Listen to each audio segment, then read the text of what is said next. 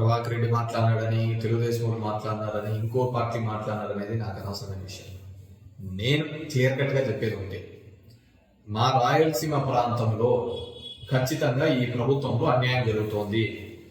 దానికి ఎంత దూరమైనా కొట్లాడతాను. డెఫినెట్గా నేను అన్న మాటకు కట్టుబడినా. ఈరోజు ప్రభాకర్ రెడ్డి మాట్లాడుతున్నాడు, అది జరిగింది, ఇది కదా జరిగింది. నేను ఒకటే అడుగుతున్నా, నీకు చేతనైతే అనంతపూర్ నుంచి పోయిన ఎయిమ్స్కి ఎనికి తీసుకుంటా, కర్నూలు నుంచి పోయిన హైకోర్టుని ఎనికి తీసుకుంటాండి. అదేవిధంగా కడపలో కట్టాల్సిన స్టీల్ ప్లాంట్ కట్టించండి.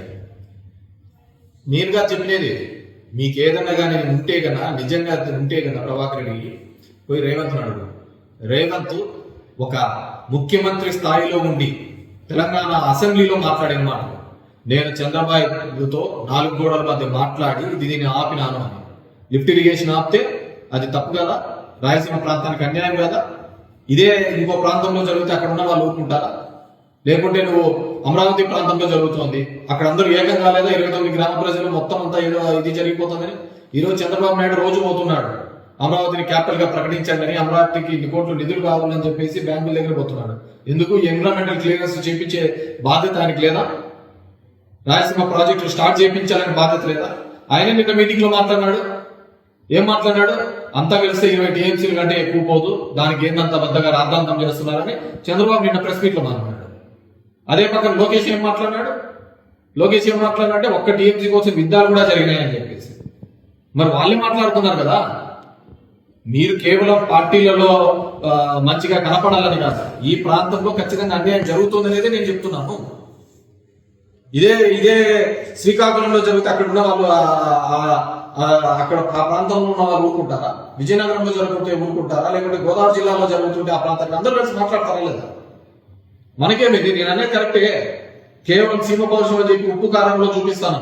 పైస్ నాకు వచ్చినాయి, వాళ్ళకి వచ్చినాయి, ఎవరికి వచ్చినాయి, వాళ్ళకి బాధ. నేను ఎందుకన్నాను? దానికి కనపడుతుంది తప్ప పౌరుషము. నువ్వు మిగతా దానికి ఏది కనపడుతుంది? నాకు జరిగే నష్టం కాదు, భవిష్యత్తు తరాల వాళ్ళకి జరిగే నష్టం. ఈ ప్రాంతం నుంచి మాట్లాడుకోకపోతే అదే ఇబ్బంది. నువ్వు కాకుండా మీ అన్నగానే ఉండినా కానీ యాక్టివ్గా పాలిటిక్స్ లో ఉన్న ఖచ్చితంగా దీని గురించి నోరెత్తి మాట్లాడేవాడు. నీకు లేదు, నీకు ఎంతున్నా కానీ ఇంతకుముందు కూడా చూసినాం కదా. ఇదే మాటలు విజయమ్మ గారిని నోటుకు వచ్చినట్టు తిప్పినావు. మళ్ళీ విజయమ్మ గారి దగ్గర పోయినా, ఇప్పుడు నాకు ఆ కుటుంబంతో ఏమీ ఇబ్బంది లేదు అంటారు. అందరి బతుకులు అందరికీ తెలిసేదే. నువ్వు వ్యక్తిగతంగా మాట్లాడుతున్నావు, దట్స్ మై ఫ్యామిలీ, నేను నా భార్య నా పిల్లలు ఎక్కడికి వెళ్ళాలంటే అక్కడికి వెళ్తా అంటావు. నువ్వు నీ కొడుకు వెళ్తుంటారు, మన డాన్స్ ప్రోగ్రామ్ పెట్టారు కదా, డాన్స్ కూడా చేశారు కదా, దాన్ని నేనేమని అంటావా? మా విఘ్నత అది. చదువుకుంటే వయసు వస్తే సరిపోదు కదా ఏదానికైనా. నువ్వు ఈ తిక్క మాటలతో డీవియేషన్ కాదు. నీకు చేతనైతే చంద్రబాబు నాయుడు గారితో మాట్లాడు, లిఫ్ట్ ఇరిగేషన్ స్టార్ట్ చేపి, ఎన్విరాన్మెంటల్ క్లియరెన్స్ ఇబ్బంది ఉంటే క్లియర్ చేయండి. ఏమి ఇప్పుడు పోయి చేస్తున్నాడా లేదా? అమరావతి కోసం పడుతున్నాడా లేదా? మన తాపత్రయం మన ప్రాంతంలో ఉండేటువంటి పోతున్నాయని నా బాధ. కొత్తగా వచ్చేటది లేదు, ఆల్రెడీ శాంక్షన్ అయ్యేటి పోతున్నాయి. దీనికి డెఫినెట్ గా మాట్లాడతాం. ఈ వయసులో నేను మాట్లాడుకోకుంటే భవిష్యత్తు తరాలకు ఏం సమాధానం చెప్తాం? గెలుస్తాము, కొడతాము. అందరి బతుకులు అందరికీ తెలిసినది, ఎవడెట్లా గెలిచినాడు, ఎవడు బతుకు ఎంత అని చెప్పేసి ప్రపంచం అంతా చూస్తా ఉంది. ఎవడైతే గెలిచినాడు, ఈ రోజు దేశంలో జరుగుతున్న ఎలక్షన్ ఎలా జరుగుతున్నాయని ప్రపంచం అందరికీ తెలిసినదే కదా. అది ఈ విధంగా మాయో, ఏ విధంగా మాయో అని అందరికీ తెలుస్తాండేది. దాని గురించి అయితే పెద్ద సబ్జెక్ట్, నేను ఎన్నోసార్లు చెప్పినాను. సో ఈ గెలుపోవటం చూసి విర్రవీగేది ఈ కాలాలన్నీ పోయినాయి. చేతనైతే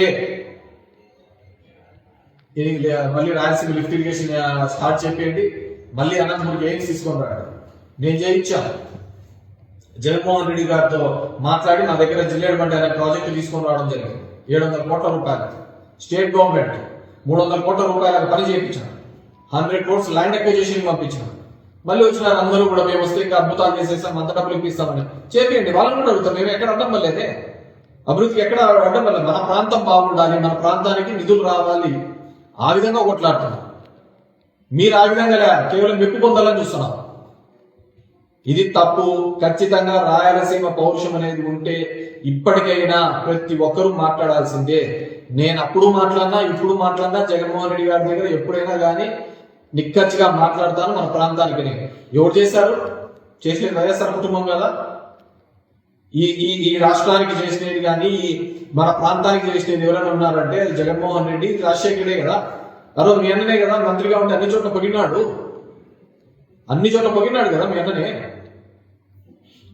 సో ఇట్లాంటి గుడ్డ బెదిరింపులు కాదు. చేతనైతే ప్రభుత్వంలో ఉన్నావు, ప్రభుత్వంలో ఉండి మీరు ఈ స్థాయిలో ఉన్నప్పుడు ఖచ్చితంగా మాట్లాడాలి. మమ్మల్ని అనడం వల్ల మాకేం వచ్చినది లేదు, మిమ్మల్ని ఎవరు సీరియస్ గా తీసుకునేది లేదు. ఎందుకంటే ఆల్రెడీ మీరు మీ వయసుతో పాటు జోకర్గా అయిపోయినారు.